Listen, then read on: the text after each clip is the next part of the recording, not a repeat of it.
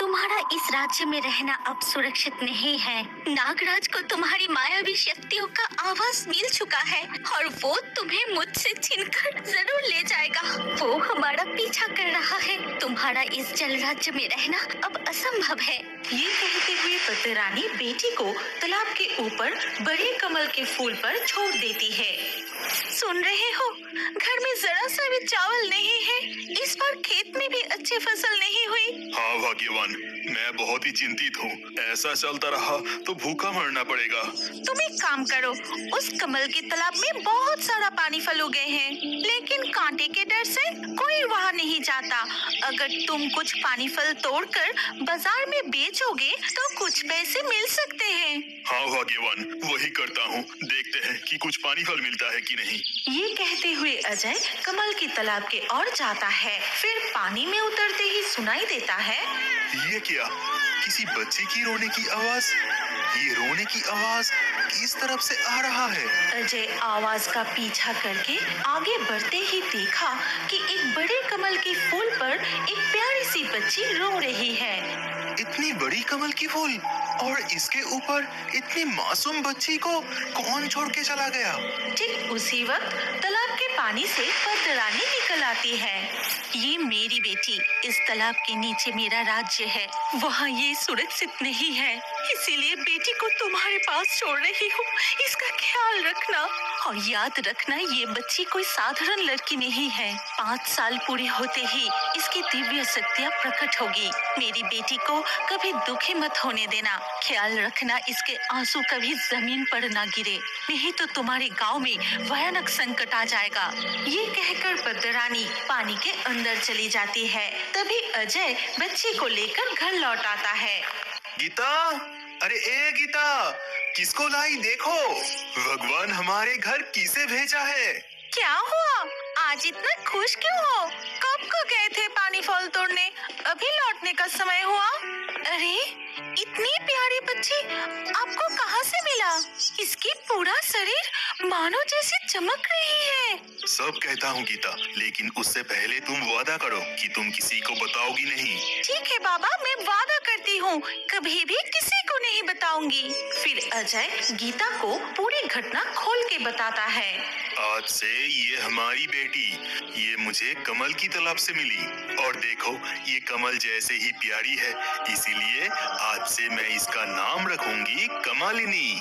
लेकिन हम तो बहुत गरीब हैं, हमें ही ठीक से खाने नहीं मिलता, तो इस बच्चे का पालन पोषण कैसे करेंगे? तुम चिंता मत करो, जरूर कोई इंतजाम हो जाएगा। ठीक उसी वक्त जमींदार के एक सिपाही आकर अजय को बुलाने लगता है। अजय, घर पर हो क्या? अजय! जी कहिए, क्या जमींदार साहब ने भेजा है? लेकिन इस बार जरा सा भी फसल नहीं हुई। अगर खजाना थोड़ा कम करते तो बड़ी मेहरबानी होती। तुम हर साल समय से पहले ही खजाना देते हो, इसलिए इस बार की खजाना जमींदार नहीं लेगा। और तुम्हारे ईमानदारी देखकर जमींदार खुद तुम्हें नौकरी पर रखने का निर्णय लिया। कल सुबह जरूर जमींदार साहब से मिलना। अब मैं चलता हूँ। ये बच्ची आज ही हमारे घर आए और आज ही ऐसा चमत्कार हो गया। इस बच्ची में तो सच में जादुई शक्ति है। जमींदार बाबू के कर्मचारी के पद पर नियुक्त होने के बाद से उनके परिवार की सभी परेशानियां और कष्ट दूर हो गए। कमलिनी भी धीरे धीरे बड़ी होने लगी। ऐसे ही एक दिन सुबह, भाग्यवान, आज कमलिनी के 5 वर्ष पूरे हुए। उसके लिए अच्छी अच्छी खाना बनाओ, ठीक है? ये क्या? इस तरह से सब कमल की तालाब की ओर क्यों दौड़ रहा है? लगता है कोई अनहोनी हो गया। चलो चलकर देखते हैं। कमल के तालाब के पास पहुंचते ही वो देखा कि पड़ोस के लड़का दीपू खेलते खेलते पानी में डूब गया था और सांसें भी रुक गया है। ए दीपू, क्या हुआ तुझे? उठ जाना दीपू, देख सब लोग तेरे लिए रो रहे हैं। जैसे ही कमलिनी ने दीपू के सिर पर हाथ रखा, उसके पेट में जमा हुआ सारा पानी बाहर निकल आया। फिर वो धीरे धीरे आंखें खोली। ये लड़की कोई आम लड़की नहीं है, इसमें तो जादुई शक्ति है। अरे नहीं नहीं, ऐसा नहीं है, इसमें कोई जादुई शक्ति वक्ति नहीं है। कुछ दिनों बाद गांव के एक लड़के को काल नाग ने डस लिया। तांत्रिक डॉक्टर को दिखाने के बाद भी जब उसका जान नहीं लौटा, तभी गांव वाले कमलिनी को बुलाने की सलाह देते हैं और कमलिनी आकर जैसे ही वो कटे हुए जगह पर हाथ रखा, तुरंत शरीर से पूरा विष निकल गया। हमारी कमलिनी में सच में जादुई शक्तियाँ हैं। हमारे गांव के सारे दुख दूर करने के लिए भगवान ने इसे हमारे पास भेजे हैं। इस प्रकार समय बीतने लगा। गांव में किसी भी समस्या, बीमारी, फसल की बर्बादी, हर चीज कमलिनी के स्पर्श से जादू की तरह ठीक हो जाती है। गांव वालों ने इतना सुखद और समृद्धि समय पहले कभी नहीं देखा था। कल अमावस्या है। मेरे महायज्ञ के लिए 108 कमल के फूल चाहिए, लेकिन मेरे पास तो 107 ही फूल हैं। मुझे अभी एक फूल और लाना होगा। सुना था पास वाले गांव में एक बड़ा सा कमल की तालाब है। सुबह होने से पहले ही मुझे एक कमल की फूल लाना होगा। वो चुड़ैल एक बूढ़ी औरत का रूप धारण कर पास के गांव में कमल के तालाब का तलाश करने लगी। उसी समय वो जब कमलिनी के घर के पास से गुजर रही थी, हमारे बच्चे के पास जादुई क्षमता है, ये पूरे गांव वाले जान चुके हैं। चारों तरफ सिर्फ कमलिनी की ही बात हो रही है। मुझे बहुत डर लग रहा है। अगर कोई हमारी बेटी को हमसे छीन ले तो, या उसे नुकसान पहुंचाए। हम तो किसी को बता भी नहीं सकते कि वो साधारण लड़की नहीं है। वो तो मायावी पद्दरानी की बेटी है। पद्दरानी की बेटी? अब तो मेरे 108 कमल की फूल पूरे हो गए। इस लड़की की सर यज्ञ में देते ही इसकी सारी शक्तियाँ मेरी हो जाएगी। फिर मैं बन जाऊंगी सबसे शक्तिशाली। अगले दिन सुबह अजय काम पर निकल जाता है। तब गीता रसोई में काम कर रही थी और कमलिनी अपने कमरे में खेल रही थी। उसी वक्त चुड़ैल एक बूढ़ी औरत का रूप लेके, बेटी कमलिनी, क्या तुम घर पर हो? कौन बुला रहा है? माँ, लगता है मुझे कोई बुला रही है। कौन? अंदर आओ। मैं पास के गांव से आई हूँ। मेरे पोते को 10 दिनों से बुखार है, जो किसी तरह ठीक नहीं हो रहा। उसकी हालत बहुत खराब है। सुना है कमलिनी के स्पर्श से सब ठीक हो जाता है। मैं उसे अपने पोते के पास ले जाना चाहती हूँ। मैं सब समझ रही हूँ बुढ़िया अम्मा, लेकिन मैं अपनी बेटी को अकेले कहीं नहीं भेज सकती। आज उसके पिता भी घर पर नहीं है। तुम कल आना। अगर आज रात को ही मेरे पोते को कुछ हो गया तो मैं क्या करूँगी? तुम चिंता मत करो, मैं 1-2 घंटे में ही तुम्हारी बेटी को वापस ले आऊंगी। माँ, तुम चिंता मत करो, मैं तो पास वाले गांव में ही जा रही हूँ। मैं इस दादी के साथ जाती हूँ, जल्दी ही लौट आऊंगी। ये कहकर कमलिनी उस बूढ़ी औरत के साथ चली जाती है। वो बुढ़िया उसे छल से जंगल के अंदर गुफा के सामने ले आते ही अपना चुड़ैल की रूप धारण करती है। ये क्या तुम तो एक चुड़ैल हो। मुझे यहाँ पर क्यों लाई? आज रात ही तेरे सर को मेरे महायज्ञ में अर्पित करने के बाद ही मैं सबसे शक्तिशाली बन जाऊंगी। कमलिनी डर के मारे रोने लगी। उसके आंसू जमीन पर गिरते ही गांव में भयानक तूफान शुरू हो जाता है। कमलिनी के वापस ना लौटने पर गीता अजय को पूरी घटना बताती है। अरे ये तुम क्या कह रही हो? हमारे कमलिनी जरूर तकलीफ में है, इसलिए ही ऐसा तूफान आया है। अब कमलिनी को कहाँ ढूंढे? चलो हम कमल के तालाब में जाकर पद्दरानी से प्रार्थना करते हैं, वो जरूर कुछ उपाय बताएंगी। गीता और अजय कमल के तालाब के पास पहुंचकर पद्दरानी को पुकारने लगे और तभी तालाब के पानी से निकल आई पद्दरानी। फिर पूरी घटना सुनकर पद्दरानी कहती है, मेरी बेटी को एक चुड़ैल ने उसकी गुफा में कैद करके रखी है। वो रो रही है और आंसू जमीन पर गिरने की वजह से ही ये तूफान आया है। यदि उसे जल्दी वापस ना लाया गया तो ये गांव तबाह हो जाएगा। ये नील कमल अपने पास रखो, इसे सावधानी से चुड़ैल की गुफा में ले जाकर उस पर फेंक देना और ये कमल उस पर पड़ते ही वो जल के राख हो जाएगी। इसके बाद अजय और गीता उस गुफा में पहुंचते ही पद्दरानी की दी हुई नील कमल चुड़ैल पर फेंकते ही चुड़ैल जलकर राख हो जाती है। फिर उन्होंने कमलिनी को उस गुफा से बचाकर कमल की तालाब में पद्दरानी के पास ले गए। तुम्हारी बच्ची अब हमारे पास भी सुरक्षित नहीं है, उसे तुम अपने साथ ले जाओ। पिताजी, ये आप क्या कह रहे हैं? तालाब में उसके पास मैं क्यों जाऊंगी? अब लोगों को छोड़ के मैं कहीं नहीं जाऊंगी। कमल की तालाब में वही तेरी असली माँ है।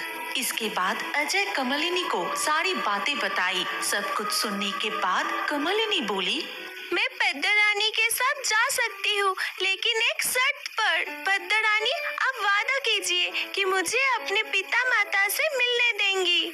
ठीक है बेटी, मैं वादा करती हूँ और साथ में उन्हें एक जादुई सफेद कमल उपहार देती हूँ। इसके बाद पद्दरानी जादू से सफेद कमल लाई और अजय को ये कमल देकर कहा, जब भी तुम्हें कमलिनी से मिलने की इच्छा होगी तुम ये सफेद कमल तालाब के पानी में डुबो देना। तुरंत मैं और कमलिनी आ जाऊंगी और यदि गांव में कोई संकट आई तो इस कमल को स्पर्श कराते ही सब ठीक हो जाएगा। ये कहकर पद्दरानी कमलिनी को लेकर चली गई। जब भी गीता और अजय को कमलिनी को देखने की इच्छा होती है तभी सफेद कमल तालाब के पानी में डुबोते ही कमलिनी पानी से बाहर आकर उनके साथ बातें करती है और गांव में जब भी कोई विपत्ति आती है वो सफेद कमल स्पर्श कराते ही सब कुछ ठीक हो जाता है। राजगढ़ के ऊंचे पहाड़ों से बहती झरने की धारा के ठीक पास से एक घना जंगल शुरू हो जाता है और उस जंगल में एक छोटी लाल परी उड़ती हुई घूम रही थी। ये जंगल कितना सुंदर है, कितने सारे पेड़ पौधे, कितने सारे फूल, रसीले मीठे फल, चारों ओर पंछी की आवाज, कितनी सुंदर तितलियां उड़ रही है, चारों ओर कितना सुंदर है। ठीक उसी समय घने जंगल की एक गुफा में आग के सामने एक चुड़ैल साधना कर रही थी, लेकिन अचानक उसका ध्यान टूट गया। मुझे कुछ मीठी सी खुशबू आ रही है, लेकिन ये खुशबू किसी फूल या पक्के फल की तो नहीं है। ये इतनी सुगंधित किस चीज की हो सकती है? ये सोचकर चुड़ैल वो सुगंध कहाँ से आ रही है ये देखने के लिए गुफा से निकलकर इधर उधर देखने लगी। तभी वो छोटी लाल परी को इधर उधर घूमती हुई देखती है। ये तो एक छोटी लाल परी है, अगर मैं इसे पकड़ सकूं, इसके पंख काटकर अपने यज्ञ की आग में आहुति देकर और इसका खून चूस कर पी लूं तो मैं इच्छाधारी भूत परी बन जाऊंगी। ये कहकर चुड़ैल उस छोटी लाल परी का पीछा करने लगी। फिर लाल परी के पास जाकर चुड़ैल एक बूढ़ी औरत का रूप धारण कर लेती है। बहुत कष्ट आ रही है। और ये आवाज छोटी लाल परी के कानों तक पहुंचती है। तभी वो उसके पास आती है। तुम्हें क्या हुआ है? बहुत तकलीफ हो रही है क्या? हाँ, बहुत समय ये मेरी क्या हालत हो गई। तुम चिंता मत करो, मेरी हाथ पकड़कर खड़े हो जाओ, फिर बताओ तुम्हें और क्या चाहिए। तभी वो बूढ़ी चुड़ैल छोटी लाल परी का पंख पकड़ लेती है और हंसते हुए अपना असली रूप धारण करती है। चाहिए चाहिए, मुझे चाहिए तेरे ये पंख और तेरे खून की जरूरत है, जिसे पीकर मैं इच्छाधारी भूत परी बन जाऊंगी। तुम एक चुड़ैल हो, मुझे छोड़ दो, मैंने तुम्हारा कुछ नहीं बिगाड़ा, मुझे छोड़ दो। ये कहकर छोटी लाल परी बहुत रोने लगती है और उसी समय जंगल के ऊपर से प्रकृति देवी जा रही थी। वो छोटी लाल परी के रोने की आवाज सुनकर जल्दी से वहां आती है, लेकिन तब तक चुड़ैल छोटी लाल परी की पंख कट चुकी थी और उसकी खून पीने ही वाली थी। तभी रुको चुड़ैल, उसे छोड़ दो, नहीं तो आज ही तुम्हारी मृत्यु मेरे हाथों निश्चित है। प्रकृति देवी, आप यहाँ अपने मेरी काम में बाधा डाली, लेकिन मैं उसे नहीं छोड़ूंगी। उस परी का खून मैं जरूर पीऊंगी। ये कहकर चुड़ैल छोटी लाल परी की पंख लेकर वहां से अदृश्य हो जाती है। अब तुम मुझे बताओ, तुम कौन हो, यहाँ क्या कर रही हो? चुड़ैल ने तुम्हें कैसे पकड़ा? मैं लाल परी हूँ, राजगढ़ पहाड़ के चढ़ने के पीछे हमारे परियों की देश है। नहीं नहीं नहीं लाल परी, मैं तुम्हें वहाँ नहीं जाने दूंगी, तुम अभी भी बहुत छोटी हो। माँ, तुम बिल्कुल भी डरो मत, मुझे कुछ नहीं होगा। मैं पृथ्वी राज्य के जंगल में घूमकर जल्दी ही वापस चली आऊंगी। सुन लो लाल परी, अगर तुम्हारे पंख को कोई चोट लगी तो तुम कभी भी वापस नहीं आ पाओगी। तुम्हें हमेशा हमेशा के लिए पृथ्वी पर ही इंसान बनकर रहना होगा। फिर मैं परी राज्य से झरने की जादुई रास्ते पार करके जंगल में आई और इधर उधर उड़ते हुए खूबसूरत जंगल को देख रही थी। तभी ठीक है, तुम चिंता मत करो, मैं तुम्हारे साथ हूँ। अब मैं जैसे जैसे कहूँगी तुम बस वही करना। इसके बाद प्रकृति देवी जादू से जंगल में बहती नदी में एक छोटी नाव ले आती है। जाओ लाल परी, तुम उस नाव में बैठ जाओ। जब तक तुम्हारी नाव कोई रोकता नहीं, तब तक तुम नाव से नहीं उतरोगी। और सुनो, अगर कोई तुम्हारा नाम पूछे तो अपना नाम रेशमी बताना। प्रकृति देवी के कहे अनुसार लाल परी उस नाव में बैठ जाती है और नाव तुरंत आगे बढ़ने लगती है। नाव बहते बहते बहुत दूर चली जाती है। तभी अरे ये क्या? ये तो एक छोटी लड़की है, ये अकेला नाव से कहाँ जा रही है? तब वो बूढ़ा मछुआरा जल्दी से उसके पास नाव लेकर जाता है। ए लड़की, उठो, तुम अकेली नाव से कहाँ जा रही हो? मैं रेशमी, लेकिन ये मैं कहाँ आई हूँ?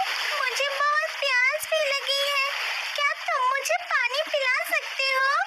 इस बीच नदी में पानी कहाँ मिलेगा बेटी? तुम चलो मेरे साथ, मेरे घर चलो, वहाँ तुम्हें कोई डर नहीं, वहाँ एक दादी मिलेगी तुम्हें। इसके बाद रेशमी उस बूढ़े मछुआरे के साथ उनके घर जाती है। तभी अरे भाग्यवान, देखो मैं किसे लाया हूँ। तुम्हें पोती बहुत पसंद थी, देखो भगवान ने तुम्हारे लिए एक छोटी पोती ही भेज दी है। अरे ये कौन है? कितनी सुंदर और कितनी मासूम है। तुम्हारा नाम क्या है बेटी? अच्छा, वो सब बाद में पूछना, पहले इसे घर के अंदर तो ले जाओ। बेचारी को खाने के लिए कुछ दो और पानी दो, उसे प्यास लगी है। इसके बाद वो बूढ़ी रेशमी को घर के अंदर ले जाती है। फिर एक थाली में थोड़ा चावल, नमक और मिर्च खाने के लिए देती है। घर में बस इतना ही था बेटी, बूढ़ा हो गया है, ज्यादा मछली नहीं पकड़ पाता। जो मिलता है उसे बाजार में बेचकर थोड़ा ही चावल लाता है। तुम चिंता मत करो दादी, मैं ये खाना खा लूंगी, मुझे कोई तकलीफ नहीं होगी। रेशमी, तुम्हारे माता पिता, रिश्तेदार कहाँ रहते हैं? तुम्हारा घर कहाँ है बेटी? ये बात मुझसे मत पूछो दादी, एक भयानक संकट में मैंने सब कुछ खो दिया है, सब कुछ। मैं नहीं जानती कि फिर से मुझे मेरी सब कुछ कब वापस मिलेगी। मुझे नहीं पता दादी, मुझे नहीं पता। इसके बाद से रेशमी उस बूढ़े मछुआरे के घर ही रहने लगती है। दिन बीतने लगे। ऐसे ही एक दिन, रेशमी बेटी, बहुत दिनों के बाद लौकी उगी है, जरा तोड़ के लाओगी? आज हम लौकी की सब्जी बनाएंगे। मैं अभी तोड़ के लाती हूँ दादी। फिर धीरे धीरे रात हो जाती है और अगले दिन सुबह होते ही, अजी सुनते हो? जल्दी बाहर आओ, देखो क्या चमत्कार हुआ है। क्या हुआ भगवान? तुम्हारा दिमाग क्या खराब हो गया है? सुबह सुबह इतना जोरों से क्यों चिल्ला रही हो? अरे देखो देखो, लौकी के पौधे फल से भर गया है। इधर टमाटर, बैगन की पौधे फल फूल से भर उठा है। ये कैसे संभव है? मुझे तो विश्वास ही नहीं हो रहा। कब का टमाटर, बैगन, लौकी का पौधा बोया था, कभी भी पौधे में एक फूल भी नहीं खिला, लेकिन आज पौधे तो फूल फल से भर गया है। तभी वो चुड़ैल फिर से वहाँ आती है और कहने लगती है, हाँ, सारे पौधे फल फूल से भर गए। तुम लोग उस परी के जादू किए पेड़ के फल खाओ और मैं उसका खून चूस कर पी जाऊंगी। बहुत दिनों के बाद आज मैं तुझे ढूंढ ही लिया, लाल परी। हे भगवान, ये तो चूड़ैल है। परी यहाँ कहाँ से आएगा? ये किसका खून पीने की बात कर रही है? इस बीच चुड़ैल छोटी लाल परी की तरफ बढ़ती है। फिर उसका गला पकड़कर उसे काटने ही वाली होती है। तभी एक भाला आकर उस चुड़ैल की पीठ पर वार करती है। ठीक उसी वक्त वहाँ प्रकृति देवी के साथ छोटी लाल परी की माँ भी आती है। माँ, तुम आ गई हो। वो दुष्ट चुड़ैल ने मेरे पंख काट दिया माँ। वो मेरा खून चूस के अपना ताकत बढ़ाना चाहती थी। चुड़ैल, मैंने तुझे पहले भी चेतावनी दी थी, लेकिन तुम अपने लालच को नियंत्रित नहीं कर सकी, इसीलिए मुझे मजबूर होकर तुम्हें ये सजा देनी पड़ी। अब डरने की कोई बात नहीं बेटी, मैं आ गई हूँ।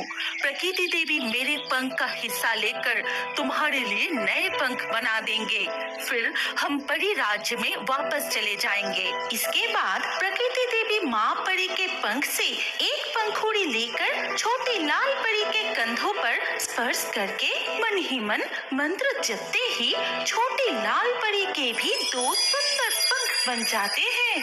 अब तो सचमुच रेशमी बेटी हमें छोड़कर परी राज्य लौट जाएगी और हम फिर से अकेले हो जाएंगे। हमारे दोनों बेटे शहर जाकर शादी करके वही रह गया, हमसे कभी मिलने भी नहीं आया, हमारा कोई खबर नहीं लेता। रश्मि को पाकर हम सारे दुख दर्द भूल गए थे, लेकिन अब दादाजी, तुम दोनों दुखी मत हो। मैं तुमसे मिलने के लिए कभी-कभी आ जाऊंगी, वादा करती हूँ। इसके बाद प्रकृति देवी वहाँ से अदृश्य हो जाती है और लाल परी अपनी माँ परी के साथ वहाँ से उड़कर झरने के जादुई रास्ते से फिर से परी राज्य में वापस चली जाती है। क्या अब बड़े होकर भी कार्टून देखना पसंद करते हैं? तो अपना नाम कमेंट करें।